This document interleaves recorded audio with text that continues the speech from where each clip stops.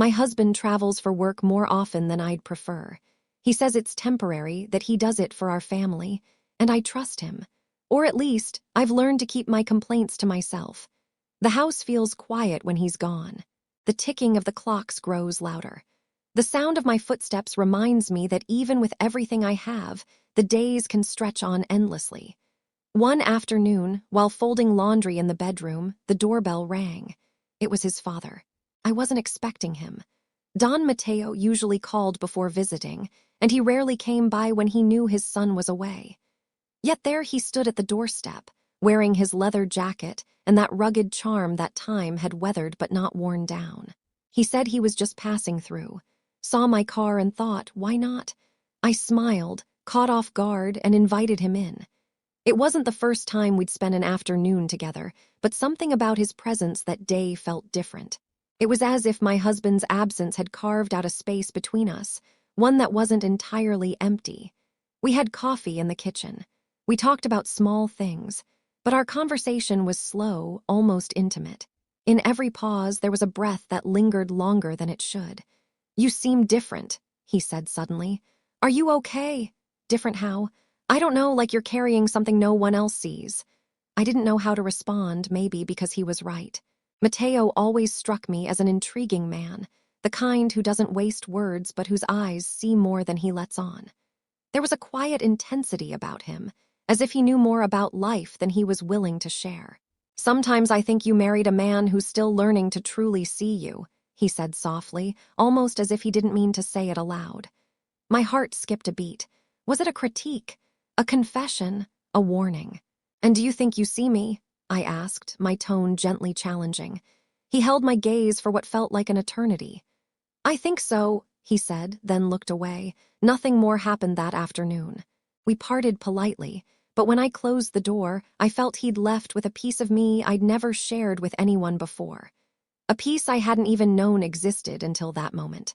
That night, my husband called from his hotel. We talked about his day, his business dinner, his flight on Friday. I responded as always with the same voice, the same words, but inside I was different. The next day, Mateo came back. He arrived at the same time, as if he knew the silence was starting to weigh on me. He brought fresh bread and a bag of apples. "Thought we could have coffee again," he said. I smiled and let him in without hesitation. But deep down, I knew this visit wasn't by chance. We sat in the living room. This time, there was no small talk. Our conversation flowed as if we both understood we were playing a game where the forbidden was exactly what kept us alert and alive. "I've always believed some silences speak louder than words," he said, tracing the edge of his coffee cup with his finger. "And what do my silences tell you?" I asked. "That you've become a woman waiting for something that's not coming anymore, and no one's noticed, until now." I didn't reply, not because I had nothing to say, but because, for the first time, someone had put into words what I couldn't. My gaze drifted to the window. Outside, the trees swayed gently in the breeze. Inside, the air felt heavier, as if every breath was part of an unspoken dance, where what hadn't yet happened was already unfolding. Mateo stood and walked to a painting on the wall. "You picked this one together, didn't you?" "Yes, years ago." "Interesting. Sometimes we choose things out of habit or to avoid conflict, but years later, you look at them and wonder if you chose them or just settled for them." I stayed quiet. He wasn't talking about the painting, and we both knew it. When he turned, the distance in his eyes was gone. "Forgive me if I'm overstepping," he said, "but I can't stay silent when I see someone I care about fading away." He stepped closer, not rushed or intrusive, but with the deliberate pace of someone who knows a glance can be more powerful than a touch. He sat beside me, close enough that his presence enveloped me, yet he didn't reach out. "I'm not here to confuse you," he whispered. "I'm here because I see something in you," he said. My eyes welled up, maybe from the tension, or maybe from the relief of being truly seen. We didn't kiss. There were no fleeting touches. Just the closeness of two people who knew they were crossing an invisible line. But when he left, leaving me alone in the room, the air felt different.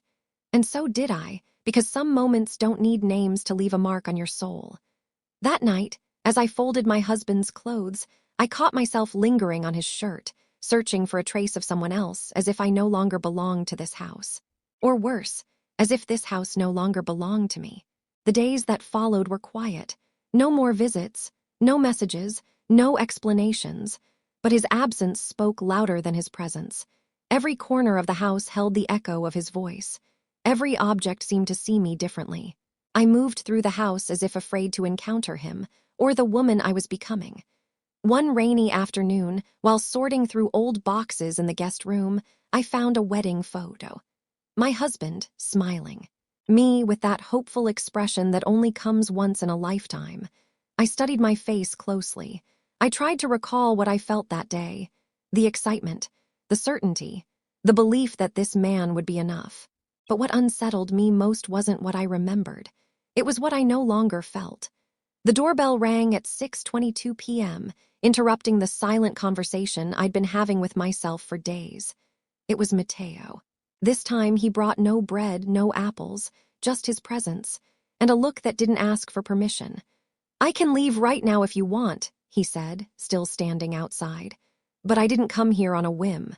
I came because I've felt for days that we left something unfinished." I didn't speak. I just stepped aside and let him in. The house was dim. The rain tapped softly against the windows, as if shielding us from the outside world. We sat on the couch, not as close as before, but not far apart either. And then he spoke.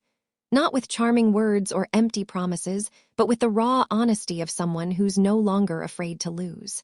"I've watched you for years," he confessed. "Always from a distance, always with respect, but I could never ignore who you are or what you deserve." My fingers trembled not from fear, but from recognition.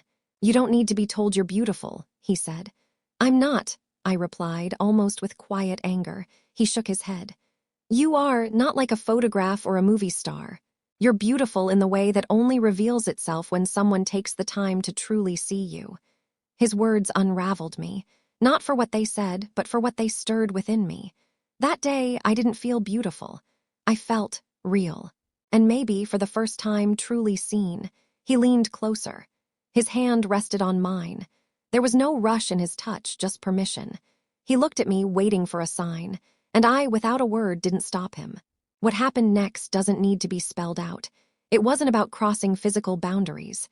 It was about the story, the soul, the longing to feel alive again, not through fleeting pleasure, but through truth. What we shared that afternoon was a wordless secret. A pact without promises. A moment that didn't demand repetition. It simply needed to exist.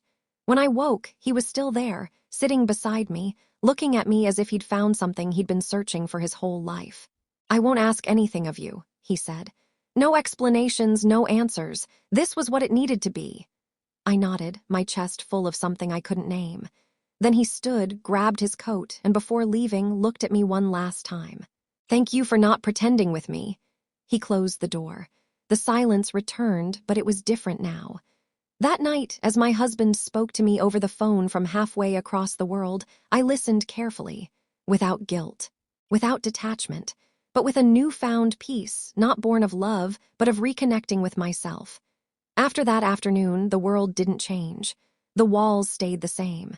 The dining table was still cluttered with papers. The wedding photos still hung in the hallway. Yet everything felt different. It wasn't guilt. It wasn't pride. It was the kind of silence that settles when a woman crosses an inner boundary, one that no longer lets her pretend nothing has happened.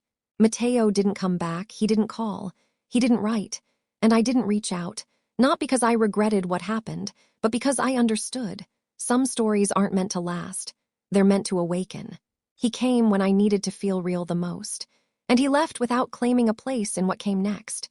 That, too, was an act of love, a different kind of love, one that doesn't bind, one that doesn't need a future to leave its mark.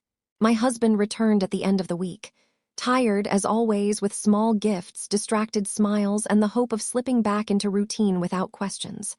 "How have you been?" he asked. "Good," I replied, and it was true.